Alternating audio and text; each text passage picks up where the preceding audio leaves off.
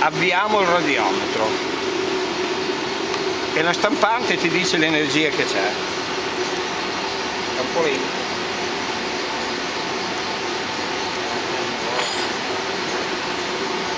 Ma per capire ce ne sono tanti modelli, ma io ormai la conosco gli altri.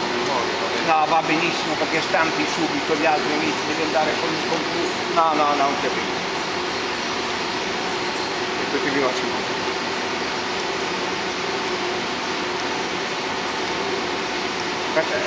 È la prima lampada, fa la curva un po' più vignosa, è l'unica che è un po' fuori fuoco. Però tanto non capisco il cazzo mio. Il radiometro ti dice come si è parato. Basta che